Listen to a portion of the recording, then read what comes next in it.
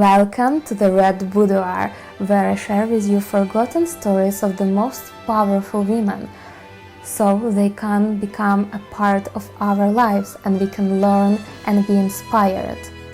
At 52 years of age, Sarah Bernhardt would be described by the New York Times as the greatest of all living actors. Noting that she is still in her prime, her art never finer, her acting never quite so earnest.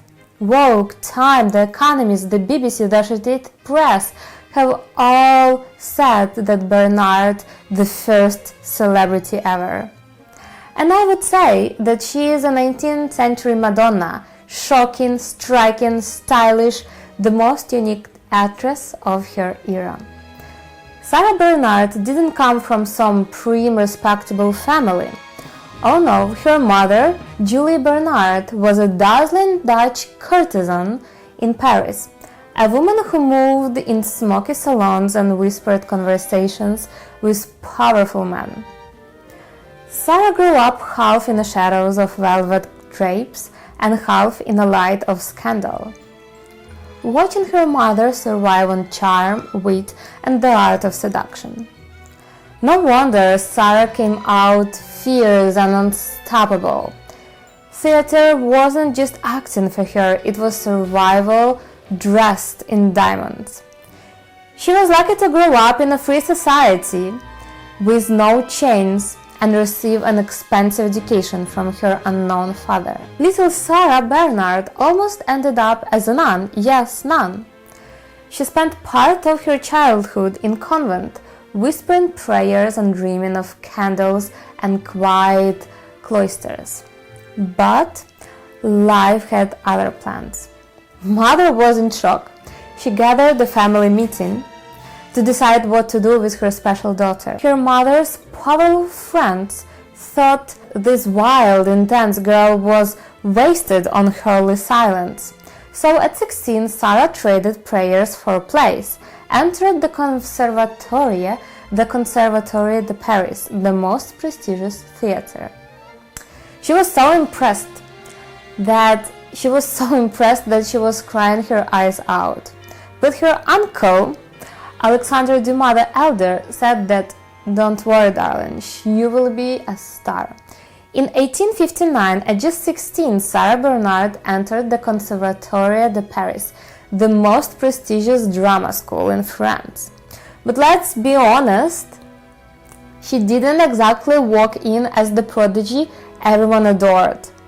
She was there thanks to her mother's influential friends, a little Nepo baby of the Parisian demi-monde. And her looks, far from the beauty ideal of the time, when soft curves and porcelain cheeks ruled, Sarah was a bundle of bones, too thin, with a wild, untamable curls, and nose critics called too grand. Some so familiar, you know. The world wanted dainty dolls, and Sarah arrived looking like a storm in corsets. After a serious illness, her voice changed. It wasn't soft, it wasn't tender, more nasal, but in the future, she turned it into her strength. She was wildly emotional, unpredictable, forever in trouble, fighting with classmates, defying teachers, and refusing to play obedient roles. But really, what else could one expect from a girl raised in the smoky salons and decadent corners of Paris? Sarah had been shaped by a dangerous combination, the body of a woman and the mind of a man. Fearless, sharp, and utterly uninterested in old-fashioned rules. When one pompous actor dared to call her "my little Sarah," she raised her umbrella and broke it over his head. Never tried it. Is it hard to actually break umbrella over somebody's head? Interesting.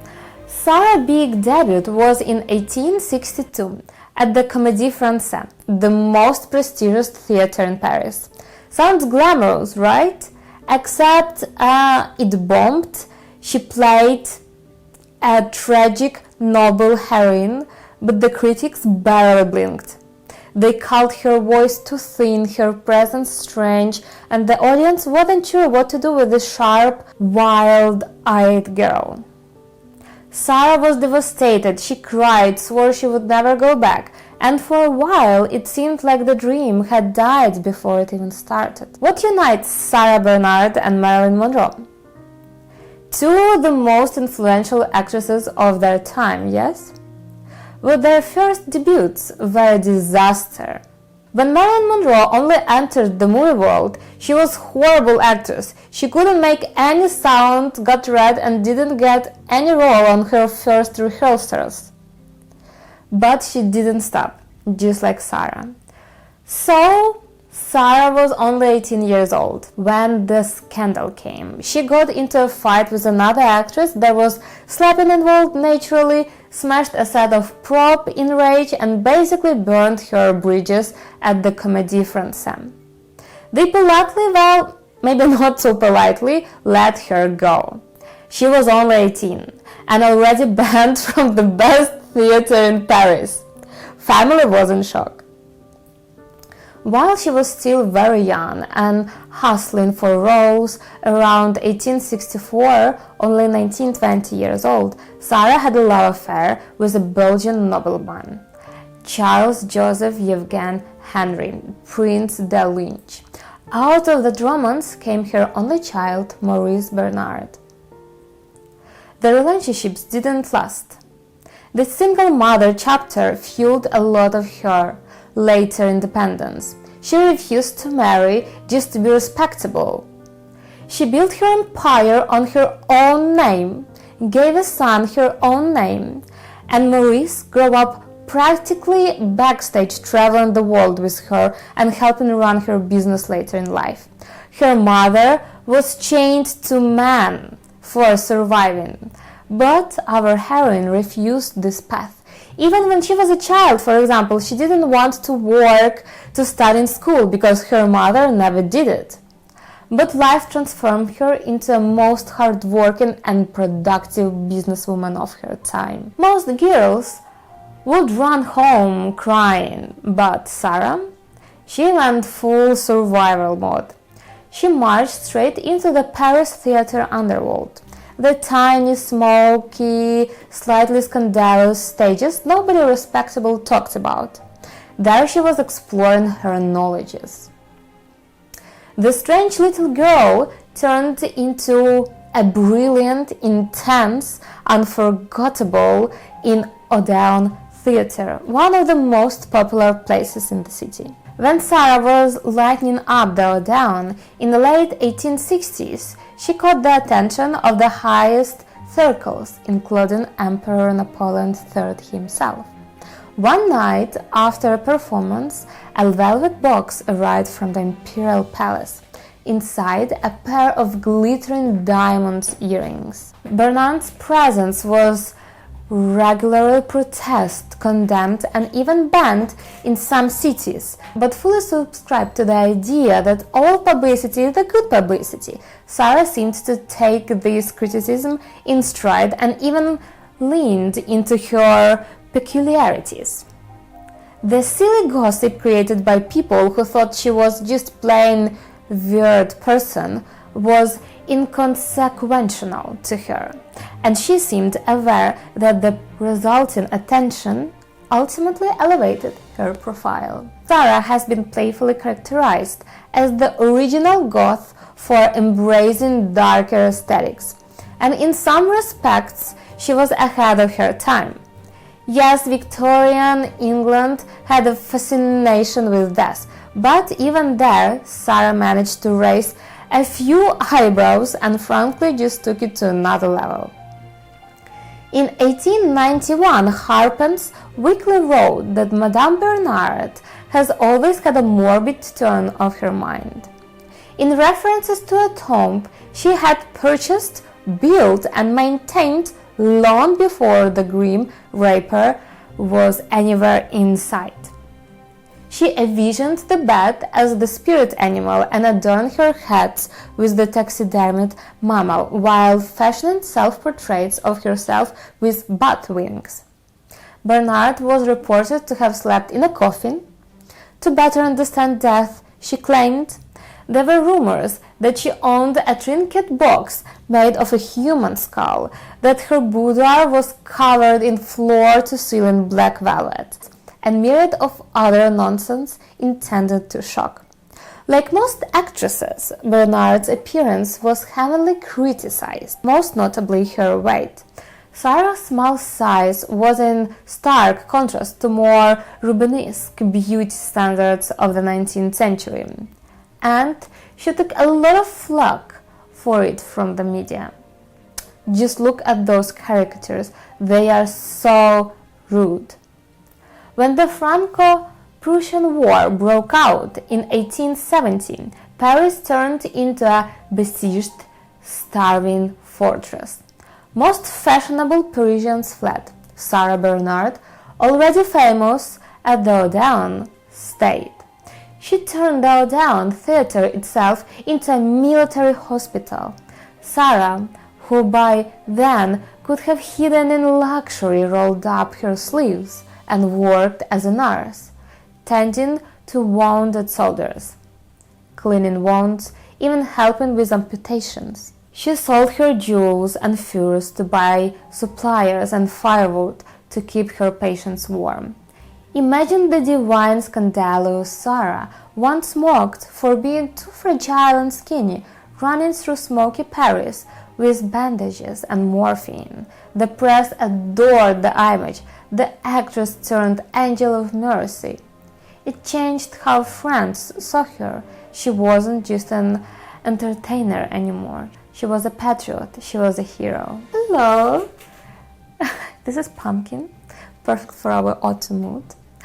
Her first successful debut, the one that truly made her a star, came a few years later at the Odeon Theatre, especially with Racine's Phèdre, 1874. That's when audiences finally gasped, critic turned poetic, and the strange little girl became a phenomenon. After that, the Comédie Française once kicked her out as an unsuccessful actress, now wanted her back. More than 10 years she had been working on her talent. Her story is a great example how you need to work hard, keep going no matter what, and finally one day you will succeed. Not now, baby. Thereafter, every visit seemed to turn into an event unto itself, from the Gilded Age Theater of the New York and Chicago to dusty tents in Texas and Kansas, across the ocean in St. Petersburg, in exotic Spain. Every intelligent person knew the name, Sarah Bernhardt. And it was in the times when people used pigeons for sending letters. Let's keep that in mind. She didn't need any advertisement. Her life was so crazy that newspapers always followed her every step. By 1878, Sarah Bernhardt had become the toast and the scandal of Paris. She didn't just live, she performed life itself. She once appeared at the Paris Ball, literally flying above the crowd in a gilded balloon, because walking in like everyone else was simply too ordinary. She slept in a coffin. As pets had alligator, monkeys, lizards and guepard. People called her the most unique woman on earth. With her freedom, she decided to go crazy. She again left Comédie Française because of the scandal, after she traveled around the USA with her own theater. In 6 plays out of 7 she was tragically dying. Critics were tired of them, but audiences thrived. People paid $40 for her show. It's $1,300 today. In USA, people even didn't understood French, and all the plays were in French, of course. She was traveling in her own luxurious train, and her wardrobe there had over 250 pairs of shoes. When she returned back to France, people were cold. How she could leave the most prestigious theater in Paris and go travel to earn money? She didn't care a lot and decided to travel more and conquer Europe and to take more cash. Sarah Bernhardt married Jack Damala, 18 years old younger Greek military officer. It was a dramatic from the start. Damala was beautiful but reckless. Addicted to morphine, unreliable and jealous of Sarah's fame, she tried to save the marriage and him. Unfortunately, two such intense personalities can't exist in peace. She famously said later, "I adored him, but I adored my freedom more." Just like Samantha in Sex and the City. Jacques wanted to become an actor, so Sarah bought and renovated old theater, made her 18-year-old son a director. He had actually no knowledge of how to do business, just spending money. She was playing with her husband on a stage, but unfortunately the project was very unsuccessful.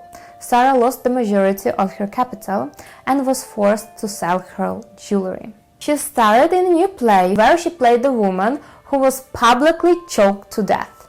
Just what Sarah loved. The play was a hit and she performed 300 times in Paris and 100 times in London. Her husband dies at the age of 37 because of opium. She was taking care of him all her life and she never married again. Meanwhile, her son was just spending the money that she was earning. She was financially struggling, so she went to Brazil, where the Emperor Pedro II gifted her a diamond bracelet. The next day it was stolen from her room.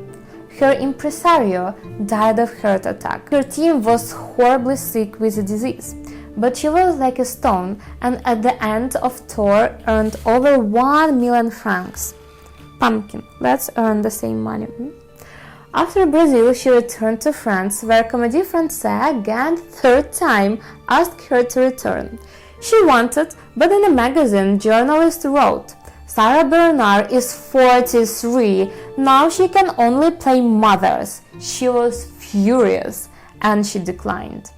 When Sarah Bernhardt took her theatre empire to Australia, in 1891, she didn't just bring tragedy, she brought a cash machine.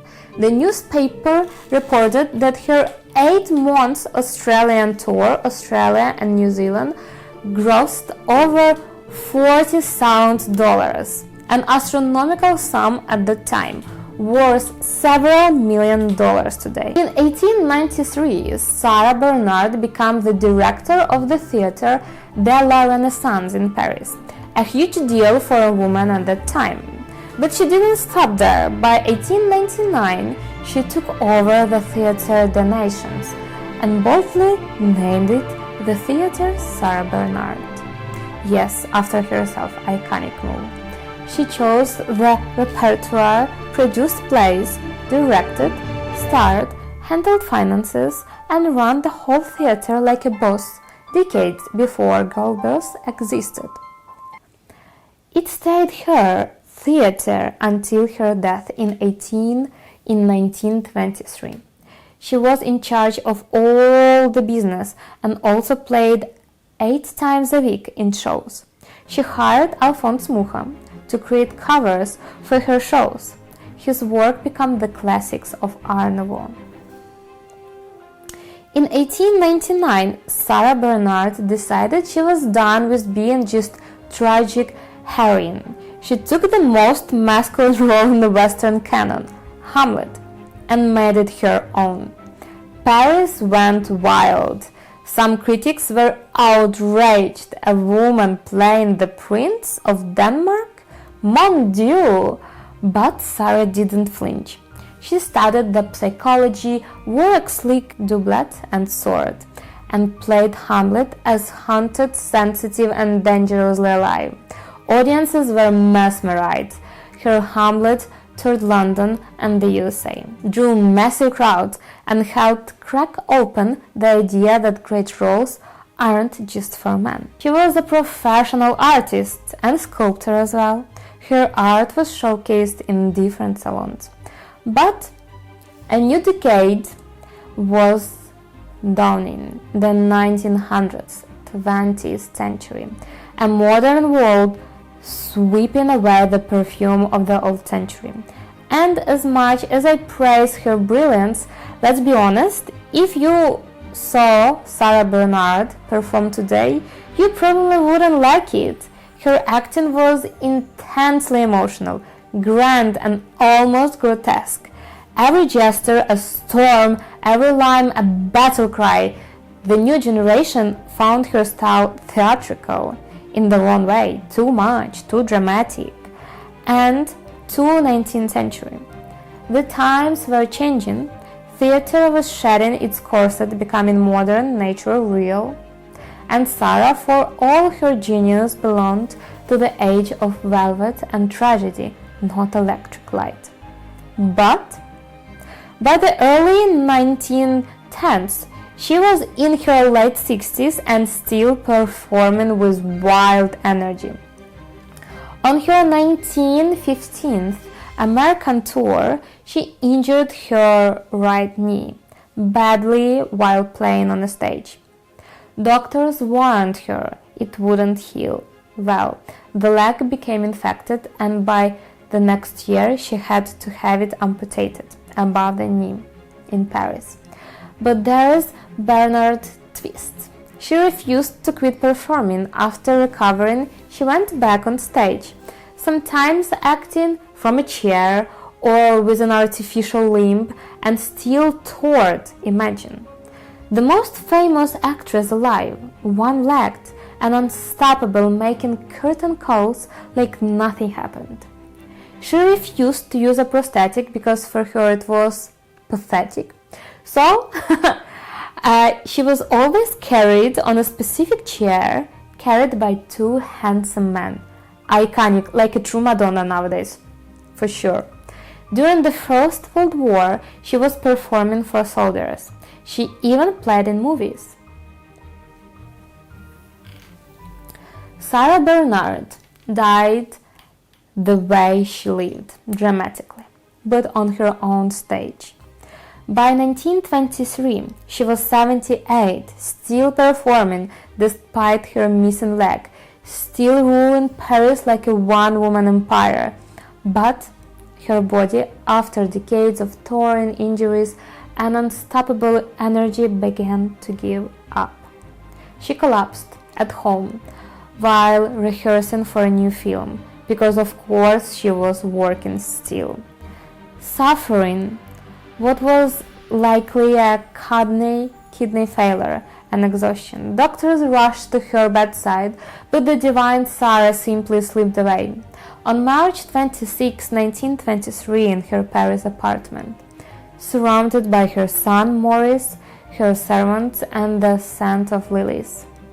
When news hit, Paris froze, shops closed, theaters dimmed their lights, crowds gathered outside her home. The city that once called her too strange now mourned like a queen. 30,000 people came on her funeral. Which lessons we can learn from her life? 1. Turn scandal into spotlight. She was mocked, fired, and called too strange, yet she turned every insult into a mystique. When the world whispers about you, make them spell your name. Independence is the highest form of the art. She raised her son alone, ran her own theater, directed men, toured the world, and never apologized for being both talented and ambitious. Freedom was her favorite costume. Never dim your drama. From fainting on stage to napping in a coffin, she lived theatrically to the very end. Because being too much is exactly what made her unforgettable. You're never too much. And the most important, big iconic characters aren't born. It's a hard, consistent work. Good luck to you. Wherever your surrounding says, no matter what, you're never too much. Just choose your surrounding. Thank you so much for this beautiful chapter. I hope you enjoyed the company of Pumpkin. He is my biggest fan. Please comment and like this video. and see you in the next video. Bye bye.